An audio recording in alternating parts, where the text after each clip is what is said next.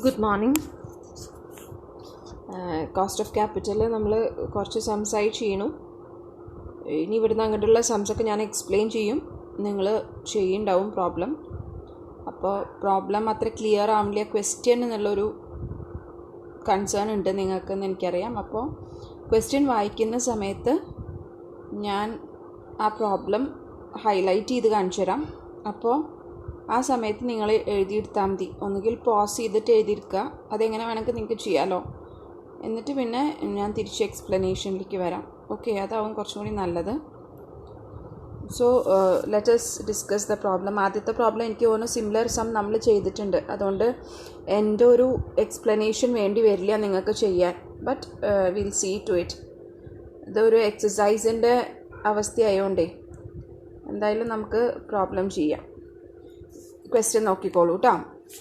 The capital structure of Bombay traders limited as on 31st March 2009 is as follows. Equity capital 100 lakhs, equity shares of rupees 10 each, 10 crores. Reserves 2 crores, 14% debentures of 100 each, 3 crores. For the year ended 31st March 2009, company has paid equity dividend at 20%. Equity dividend കൊടുത്തിട്ടുണ്ട്. As the company is a market leader with good future, dividend is likely to grow by 5% every year. ഏതാ method? D0 into 1 plus G അല്ലേ, ആ ഒരു മെത്തേഡാണ്. The equity shares are now treated as at rupees 80 per share in the stock market. Market price എന്നുണ്ട്. Income tax applicable to the company is 50%. ആ tax rate തന്നിട്ടുണ്ട് ക്വസ്റ്റ്യനിൽ, അത് 50% ആണ്. Required the current weighted cost of capital. Second part, the company has plans to raise a further of rupees 5 crores by way of long-term loan at 16% interest. When this takes place, the market value of the equity share is expected to fall to 50 per share. What will be the new weighted average cost of capital? നമ്മൾ similar ആയിട്ടുള്ള some ചെയ്തിട്ടുണ്ട്. Let us go back to the session. Clear? ആ question എഴുതിയിരിക്കുക, അവിടെ ആ സമയത്ത് pose ചെയ്തിട്ട് ആ question എഴുതിയിരുത്തോളൂ കേട്ടോ. ഇത് ക്ലിയർ ആവണില്ല വെച്ചാൽ. So let us see here. Capital സ്ട്രക്ചറാണ് തന്നിട്ടുള്ളത്. ക്യാപിറ്റൽ സ്ട്രക്ചർ 3 ഉണ്ട്. ഇക്വിറ്റി ക്യാപിറ്റലും റിസർവ്സും ഡിബെഞ്ചേഴ്സും ഉണ്ട്. 20% ഡിവിഡൻഡ്. 20% on what? 10 രൂപയുടെയാണ് 20%. അപ്പോൾ ഫേസ് വാല്യൂവിൻ്റെ മുകളിലാണ് ഡിവിഡൻഡ്. 10 into 20% ആണ് ഡിവിഡൻഡ്. ആലോചിക്കേണ്ട കാര്യം എന്താ വെച്ചാൽ D0 ആണോ D1 ആണോ തന്നിട്ടുള്ളത്. For the year ended 31st March 2009. For the year ended 31st March 2009 ആണ് നമ്മൾ ഡിവിഡൻഡ് കൊടുത്തിരിക്കുന്നത്. നമ്മുടെ ഡേറ്റ് എത്രയാ ക്യാപിറ്റൽ സ്ട്രക്ചർ? അതും സെയിം ഡേറ്റാ. അപ്പോൾ ഈ വർഷത്തെ ഡിവിഡൻറ്റാണ് നമ്മൾ കൊടുക്കുന്ന ഡിവിഡൻറ്റ്, ഈ വർഷത്തെ എന്നുള്ളത് അത് നമ്മൾ മനസ്സിലാക്കേണ്ട ഒരു കാര്യം. D1 ആണ് ക്വസ്റ്റ്യനിൽ തന്നിട്ടുള്ളത്. അപ്പോൾ ആദ്യം കാൽക്കുലേറ്റ് ചെയ്യേണ്ടത് എന്താ? കെ ആണ് കാൽക്കുലേറ്റ് ചെയ്യേണ്ടത് അല്ലേ? കെയുടെ കാൽക്കുലേഷനാണ് ആദ്യം ചെയ്യേണ്ടത്. കെയുടെ ഫോർമുല നമുക്കറിയാം. D1 into 1 plus G divided by 1 plus G വേണ്ട, D0 അല്ലല്ലോ തന്നിട്ടുള്ളത്. അപ്പോൾ 1 plus Gയുടെ ആവശ്യമില്ല. D1 ആണ്. D1 divided by MP, market price തന്നിട്ടുണ്ട്, പ്ലസ് G ഇൻറ്റു 100. ഇതാണ് കെയുടെ കാൽക്കുലേഷൻ. ആദ്യത്തെ ക്വസ്റ്റ്യൻ ആട്ടോ ഞാൻ പറയണത്. പിന്നെ KD ആണുള്ളത്. അപ്പോൾ കെയ്ക്ക് എന്താ കിട്ടിയെച്ചാൽ അത് തന്നെയാണ് KRനും ആപ്ലിക്കബിൾ ആയിട്ടുള്ളത് അല്ലേ? കെയ്ക്ക് എന്താ കിട്ടിയിട്ടുള്ള വെച്ചാൽ അത് തന്നെയാണ് KRനും ആപ്ലിക്കബിൾ ആയിട്ടുള്ള കാര്യം. അപ്പോൾ ആദ്യം മനസ്സിലാക്കേണ്ട ഒരു കാര്യം അതാണ്.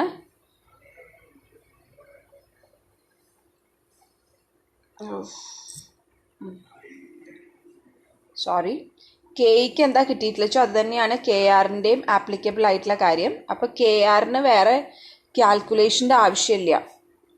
കെ എന്താ കിട്ടിയിട്ടില്ല വെച്ചോ അത് തന്നെ KRനും എഴുതാം. ഡിബെഞ്ചേഴ്സിന് കാൽക്കുലേഷൻ ഉണ്ട്. 14% ഡിബെഞ്ചേഴ്സ് ഓഫ് ₹100 ഈച്ച്. 3 കോടിയാണ് ഡിബെഞ്ചറിൻ്റെ. അപ്പോൾ കെ ഡിയുടെ കാൽക്കുലേഷനാണ് അടുത്തത് വരിക.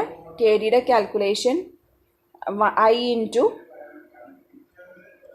1 - T divided by NP.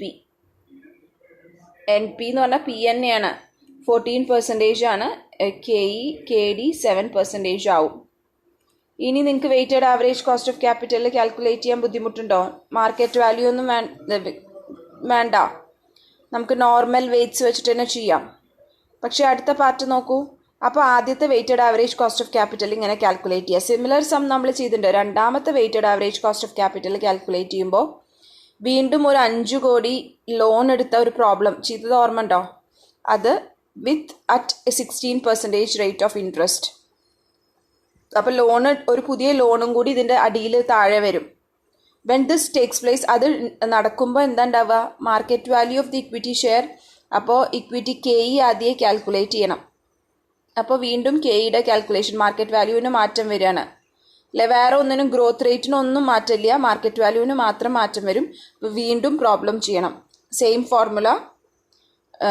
എത്രയാണ് ഡിവിഡൻഡ് കിട്ടുന്നത്? D divided by MP plus G. Growth റേറ്റിനും ഒന്നും ക്വസ്റ്റ്യനിൽ സെയിം ഗ്രോത്ത് റേറ്റ് തന്നെയാണ് ആപ്ലിക്കബിൾ ആയിട്ടുള്ളത്. ക്ലിയർ? അതേപോലെ ലോങ് ടേം ലോണിൻ്റെയും കാണണം 50% ടാക്സ് റേറ്റ് വെച്ചിട്ട്. എന്നിട്ട് വീണ്ടും weighted average cost of calculation of new weighted average cost of capital after raising the term loan. അങ്ങനെ ഒരു ഹെഡിങ് കൊടുത്തിട്ട് പുതിയ weighted average cost of capital ചെയ്യാം. I hope the question is clear to you now. അല്ലേ? Question clear അല്ലേ? നമുക്ക് let us move to the next question. ഇതിൻ്റെ ഒരു ഡീറ്റെയിലിങ്ങിൻ്റെ ആവശ്യമില്ല എന്ന് തോന്നിയുകൊണ്ടാണ് അടുത്ത ക്വസ്റ്റ്യനിലേക്ക് ഞാൻ പോണത്. അടുത്ത ക്വസ്റ്റ്യൻ നോക്കാം. You are required to determine the weighted average cost of capital of the KC Limited using book value weights and market value weights. Weights ആണ് അവിടെ നോക്കുന്നത് കേട്ടോ. മാർക്കറ്റ് വാല്യൂ കമ്പ്യൂട്ടേഷന് വേണ്ടിയിട്ടല്ല യൂസ് ചെയ്യണത്, പക്ഷെ വെയ്റ്റിന് വേണ്ടിയിട്ട്. നമ്മൾ പ്രപ്പോർഷൻ മാർക്കറ്റ് വാല്യൂവിലേക്ക് കൺവേർട്ട് ചെയ്തിട്ടുള്ള പ്രോബ്ലം ചെയ്തിട്ടുണ്ടായിരുന്നു. അപ്പോൾ 2 രീതിയിലും പ്രോബ്ലം വളരെ സ്പെസിഫിക് ആണ്. ബുക്ക് വാല്യൂ പ്രപ്പോർഷൻ വെച്ചിട്ടും ചെയ്യണം, മാർക്കറ്റ് വാല്യൂ പ്രപ്പോർഷൻ വെച്ചിട്ടും ചെയ്യണം. സോ 2 പ്രാവശ്യം നമ്മൾ weighted average cost of capital calculate ചെയ്യണം. Clear? The following information is available for your പെർസ്വൽ.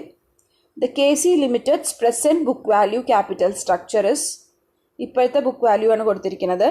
Debenture 8 lakhs, debenture 8 ലക്ഷമാണ്. പ്രിഫറൻസ് ഷെയർസ് 2 ലക്ഷം, ഇക്വിറ്റി ഷെയർസ് 10 ലക്ഷം. ടോട്ടൽ എത്രയാ? 20 ലക്ഷമാണ്. ക്ലിയർ? ഈ സെക്യൂരിറ്റീസ് എല്ലാം ക്യാപിറ്റൽ മാർക്കറ്റ്സിൽ ട്രേഡ് ചെയ്തിട്ടുണ്ട്. Recent prices are debentures at ₹110, preference shares at ₹120 and equity shares at ₹22. Clear? Anticipated external financing opportunities R capital. ഇത് മാർക്കറ്റ് പ്രൈസ് തന്നിരിക്കുന്നത് ഓരോന്നിൻ്റെയും ഡിബെഞ്ചറും. അപ്പോൾ വെയിറ്റ്, മാർക്കറ്റ് വാല്യൂ വെയിറ്റ് വെച്ചിട്ട് ചെയ്യുമ്പോൾ ഈ മാർക്കറ്റ് പ്രൈസ് ഇമ്പോർട്ടൻ്റ് ആണ് അവിടെ. ഇക്വിറ്റി ഷെയറിൻ്റെ മാർക്കറ്റ് പ്രൈസ് പിന്നെ നമ്മൾ നോർമൽ കാൽക്കുലേഷനും അത് തന്നെ യൂസ് ചെയ്യണത്. Anticipated external financing opportunities R 1. ₹100 per debenture redeemable at par, 20-year maturity, 8% coupon rate, 4% flotation cost, sale price ₹100. Clear? അപ്പോൾ ക്വസ്റ്റ്യൻ നോക്കൂ.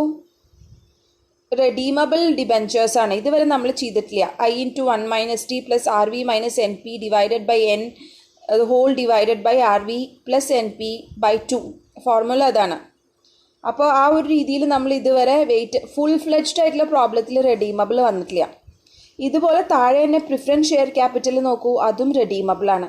15 വർഷം maturity, 10% dividend rate, 5% flotation cost. അപ്പോൾ നെറ്റ് പ്രൊസീഡ്സ് കാൽക്കുലേറ്റ് ചെയ്യുമ്പോൾ ഫ്ലോട്ടേഷൻ കോസ്റ്റ് വരും. Sale price 100. Sale price എന്ന് പറഞ്ഞാൽ അതാണ് net proceeds.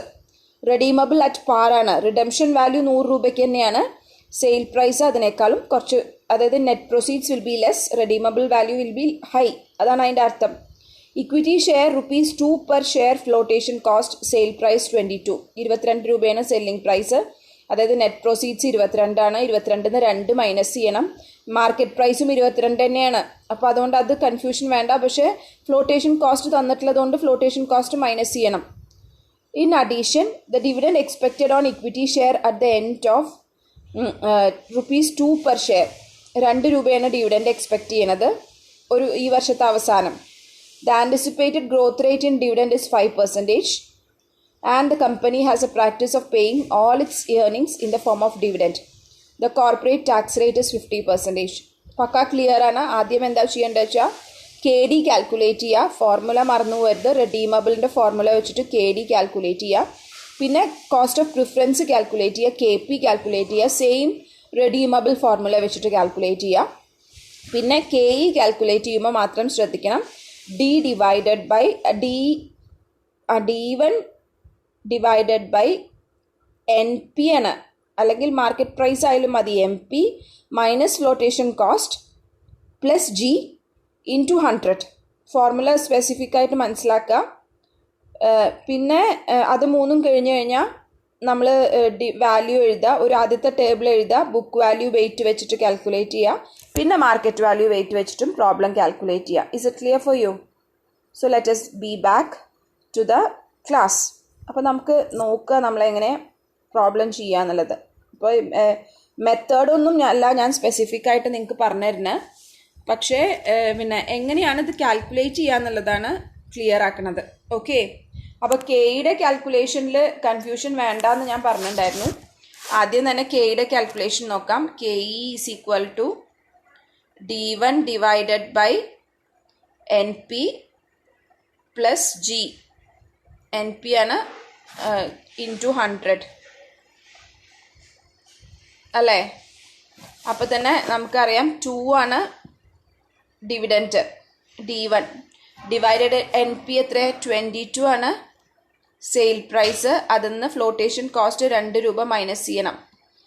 Plus G എത്രയാണ് വരുന്നത്?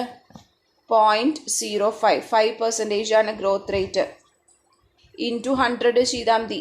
ഇൻറ്റു 100 ചെയ്യുമ്പോൾ KE കിട്ടും. KE is 15%. 15% കെയുടെ കാൽക്കുലേഷൻ വരുന്നത്. Is it clear for you? അപ്പോൾ കെയുടെ കാൽക്കുലേഷൻ അവിടെ അവസാനിക്കുകയാണ്. അടുത്തത് നമ്മൾ നോക്കുമ്പോൾ next is KP, cost of preference ഷെയറിൻ്റെ കാൽക്കുലേഷനാണ് അടുത്തത്. Cost of preference shares I അല്ല കേട്ടോ, D ആണ്. D ഇൻറ്റു 1 മൈനസ് T ഇല്ല, D plus RV minus NP divided by N, the whole divided by RV plus NP, RV plus NP by 2. നോക്കുക dividend എത്രയാണ് പറഞ്ഞിരിക്കുന്നത് ക്വസ്റ്റ്യനിൽ ഡിവിഡൻറ്റ് എത്രയാ? 15 ഇയേഴ്സാണ് maturity. 10% dividend. എന്തിൻ്റെ മുകളിലാണ് ഡിവിഡൻറ്റ്? 100ൻ്റെ മുകളിൽ 5% ഫ്ലോട്ടേഷൻ കോസ്റ്റ്. ക്ലിയർ? അപ്പോൾ 100ൻ്റെ മുകളിൽ 100ൻ്റെ 10% നമ്മളുടെ ഡിവിഡൻറ്റ്. ഓക്കെ, അപ്പോൾ ഒന്ന് താഴ്ത്തേക്ക് വരൂ. ക്വസ്റ്റ്യൻ അത് കംപ്ലീറ്റ് ചെയ്യാം ആ portion. So KP is equal to formula എഴുതി നമ്മൾ. 100ൻ്റെ 10% എന്ന് പറയുമ്പോൾ 10 രൂപയാണ് ഡിവിഡൻറ്റ്. 10 പ്ലസ് 100 ആണ് redeemable value, redemption at par ആണ്, മൈനസ് നെറ്റ് പ്രൊസീഡ്സ് 95 ആണ്. കാരണം എന്താ? 5% ഫ്ലോട്ടേഷൻ കോസ്റ്റ് ഉണ്ട്. ഫ്ലോട്ടേഷൻ കോസ്റ്റ് മൈനസ് ചെയ്യുക. ഡിവൈഡഡ് ബൈ 15 വർഷമാണ് റിഡംഷൻ്റെ ഇയർ അല്ലേ? റിഡംഷൻ്റെ ഇയർ 15 വർഷമാണ്. അപ്പോൾ അതിൻ്റെ കാൽക്കുലേഷൻ ചെയ്യണം. Divided by whole divided by RV plus NP divided by 2 അല്ലേ? ഇൻറ്റു 100 ചെയ്യണം കേട്ടോ. കിട്ടുന്ന ആൻസറിനെ ഇൻറ്റു 100 ചെയ്യുക. ഡിനോമിനേറ്ററിലല്ല, ന്യൂമറേറ്റർ പാർട്ടിലേക്ക് അത് കംപ്ലീറ്റ് ചെയ്ത് എഴുതണം. ഈക്വൽസ് 10.5 0.59% കാൽക്കുലേറ്റ് ചെയ്തിട്ട് തന്നെ എഴുതാം. ഇങ്ങനെയാണ് KPയുടെ കാൽക്കുലേഷൻ വരിക. ക്ലിയർ? ഇത് ഞാൻ പറഞ്ഞു തരേണ്ട ആവശ്യമില്ല, നിങ്ങൾക്ക് ചെയ്യാൻ പറ്റും എന്ന് എനിക്കറിയാം. And next let us look at the formula of KD, cost of ഡെപ്റ്റ് ആണ് അടുത്തത് നോക്കാനുള്ളത്. KDയുടെ ഫോർമുലയാണ് അടുത്തത് നമ്മൾ ക്ലിയർ ആക്കാനുള്ളത്. KD ഈസ് ഈക്വൽ ടു, ചിലപ്പോൾ ക്ലിയർ ആവില്ല, കളർ ക്ലിയർ ആവാൻ സാധ്യതയില്ല. KD is equal to I × 1 - T ആണ് ഫോർമുല, എഴുതുന്നില്ല. 8 രൂപയാണ് ഇൻട്രസ്റ്റ്, 8% ആണ് കൂപ്പൺ റേറ്റ് തന്നിട്ടുള്ളത്. ക്ലിയർ? 100 രൂപയുടെ മുകളിൽ. അപ്പോൾ 8 രൂപയാണ് interest, 8 × 1 - 0.5 tax rate plus RV 100 രൂപ തന്നെയാണ്, മൈനസ് NP എന്ന് പറയണത് വ്യത്യാസമുണ്ട്. NPക്ക് 100 രൂപയാണ് sale price, minus 4% flotation cost വരുന്നുണ്ട്. അപ്പോൾ 96 രൂപയാണ് NP, ഡിവൈഡഡ് ബൈ എത്ര വർഷം? 20 വർഷമാണ്, 20 years. The whole divided by 100 plus 96 by 2 അല്ലേ, ഇൻറ്റു 100 ചെയ്യണം ഫോർമുല കഴിയുമ്പോൾ. And the answer what you get will be 4.286%. ഇത്രയും ചെയ്ത് കഴിഞ്ഞാൽ 3 എണ്ണത്തിൻ്റെയും Kയും KDയും 3ഉം കിട്ടി. ഇനി weighted average cost of capital ഞാൻ പറഞ്ഞു തരാം എങ്ങനെയാണ് നമ്മൾ ചെയ്യാന്ന്. മാർക്കറ്റ് വാല്യൂ വെയ്റ്റ്സും ബുക്ക് വാല്യൂ വെയ്റ്റ്സും വെച്ചിട്ട് രണ്ടും വെച്ചിട്ട് ചെയ്യണം. അപ്പം നമ്മൾ ആദ്യം നോക്കുക, ബുക്ക് വാല്യൂ വെയ്റ്റ് വെച്ചിട്ട് ചെയ്യാനുള്ള ഇത് പറഞ്ഞു തരേണ്ട ആവശ്യമില്ല, കാരണം നിങ്ങൾക്കറിയാം നോർമൽ വാല്യൂസ് എടുക്കുക. ഇക്വിറ്റി ഷെയർ 10 ലക്ഷമാണ്, പ്രിഫറൻസ് ഷെയർ 2 ലക്ഷമാണ്, and debenture is given as 8 lakh. അതിൻ്റെ പ്രപ്പോർഷൻ കാൽക്കുലേറ്റ് ചെയ്യുക, കോസ്റ്റ് തന്ന് നമ്മൾ കാൽക്കുലേറ്റ് ചെയ്തെടുത്തിട്ടുണ്ട്, വെയ്റ്റഡ് കോസ്റ്റ് കാണുക, ആഡ് ചെയ്യുക. ഇനി മാർക്കറ്റ് വാല്യൂ വെയ്റ്റ്സ് വെച്ചിട്ടാവുമ്പോൾ വ്യത്യാസം വരും. എവിടെ വ്യത്യാസം വരിക? നമ്മൾ കോസ്റ്റ് കാൽക്കുലേറ്റ് ചെയ്തതിലല്ല വ്യത്യാസം വരിക. സോഴ്സ് എഴുതുക, ആദ്യം ഇക്വിറ്റി ഷെയർ ആണ്, പിന്നെ പ്രിഫറൻസ് ഷെയർ ആണ്, ആൻഡ് നെക്സ്റ്റ് ഇസ് ഡിബെഞ്ചർ, പിന്നെ ഡിബെഞ്ചർ ആണ്. 3 എണ്ണത്തിൻ്റെയും മാർക്കറ്റ് വാല്യൂ എഴുതുക. Write the market value of all the 3. Market value എഴുതുമ്പോൾ ശ്രദ്ധിക്കണം, ഡിബെഞ്ചർ 8 ലക്ഷമാണ് ഡിബെഞ്ചർ വെസ്റ്റേണിൽ, 8 lakh ഡിവൈഡഡ് ബൈ 100 ചെയ്യണം, മറന്നു പോരുത്. 8 lakh ഡിവൈഡഡ് ബൈ 100 ഇൻറ്റു എത്രയാ market value? 110. 8 lakh divided by 100 into 110. ഡിബെഞ്ചറാണ് ചെയ്യുന്നത് വെച്ചാൽ 8 lakh ഡിവൈഡഡ് ബൈ 100 എന്ന് പറയുമ്പോൾ 8,000. 8,000 ഇൻറ്റു 110 ആണ് വരിക. അപ്പോൾ 8 lakh, ഈ ഡിബെഞ്ചർ ആദ്യം എഴുതാം, 8,80,000. ക്ലിയർ അല്ലേ? ഇക്വിറ്റി ഷെയർസ് ചെയ്യുമ്പോൾ എങ്ങനെ ചെയ്യുക? 10 lakh ഡിവൈഡഡ് ബൈ 10, അതായത് 1 lakh കിട്ടുക. 1 lakh ഇൻറ്റു 22 ആണ് മാർക്കറ്റ് പ്രൈസ്. അപ്പോൾ എത്ര ലക്ഷം വരിക? 22 ലക്ഷം. Clear? And next is preference share capital. Preference share ക്യാപിറ്റലിൻ്റെ നമുക്കറിയാം 2 ലക്ഷമാണ് പ്രിഫറൻസ് ഷെയർസ്, 100 രൂപ വെച്ചിട്ട്, അപ്പോൾ 2000 ആണ്. ഇപ്പോഴത്തെ മാർക്കറ്റ് വാല്യൂ ക്വസ്റ്റ്യനിൽ തന്നിട്ടുള്ളത് 120 ആണ്. 2000 ഇൻറ്റു 120. ക്ലിയർ?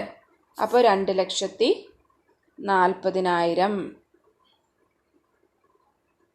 ക്ലിയർ ആണോ? അപ്പോൾ മാർക്കറ്റ് വാല്യൂ കമ്പ്യൂട്ടേഷൻ ക്ലിയർ ആണെന്ന് വിചാരിക്കുന്നു. ഇനി അടുത്ത കോളത്തിൽ നമ്മൾ എന്താ എഴുതുക? We will be writing what is the proportion. ഇതിൻ്റെ എല്ലാത്തിൻ്റെയും പ്രപ്പോർഷൻ കാൽക്കുലേറ്റ് ചെയ്യുക. പ്രപ്പോർഷൻ കാൽക്കുലേറ്റ് ചെയ്യുമ്പോൾ ഇതിൻ്റെ ടോട്ടലാണ് 22 lakh ഡിവൈഡ് ബൈ ഇതിൻ്റെ ടോട്ടൽ ഇൻറ്റു 100, അങ്ങനെ കാൽക്കുലേറ്റ് ചെയ്യാം. അടുത്തത് നമ്മൾ കോസ്റ്റ് എഴുതാം. കോസ്റ്റ് എഴുതുമ്പോൾ സെയിം കോസ്റ്റാണ്, അതായത് ഇക്വിറ്റി ഷെയറിൻ്റെ കോസ്റ്റ് എഴുതുമ്പോൾ നമ്മൾക്ക് നേരത്തെ കിട്ടിയ അതേ കോസ്റ്റാണ് നമ്മൾ എഴുതുക. That is the cost will be 15%. കോസ്റ്റിൽ മാറ്റില്ല. കോസ്റ്റിൻ്റെ അവിടെ മാർക്കറ്റ് വാല്യൂ എടുത്ത് കൊളാക്കണ്ട. റെഡീമബിൾ ഡിബെഞ്ചേഴ്സ് ആണ്. നമ്മൾക്ക് ഈ ഫോർമുല തന്നെ ഫോളോ ചെയ്യണം. Preference shares 10.59 and debentures it is 4.28. അപ്പോൾ നമ്മൾ ഇതുപോലെ പ്രപ്പോർഷൻ കാണുക, കോസ്റ്റ് കാണുക. Finally compute the weighted average cost of capital. I hope the question is clear to you. എന്തെങ്കിലും സംശയം ക്വസ്റ്റ്യനിലുണ്ടോ? ഉണ്ടെങ്കിൽ പറയണം, നമ്മൾക്ക് ഡിസ്കസ് ചെയ്യാം. ഇത് ഒരിക്കൽ എല്ലാ കൺസെപ്റ്റും പഠിച്ചു കഴിഞ്ഞാൽ ക്വസ്റ്റ്യൻ ചെയ്യുക എന്ന് പറയുന്നത് ക്ലിയർ ആണ്. അതിൽ കൺഫ്യൂഷൻ വരാൻ സാധ്യതയില്ല. Anyway you do the problem using both the weights. Book value വെയ്റ്റും മാർക്കറ്റ് വാല്യൂ വെയ്റ്റ് വെച്ചിട്ട് പ്രോബ്ലം ചെയ്യുക. ഇതൊക്കെ it comes as an essay ടൈപ്പായിട്ട് വരാവുന്ന ഒരു ക്വസ്റ്റ്യൻ ആണ്. Clear? Okay, take care. See you tomorrow.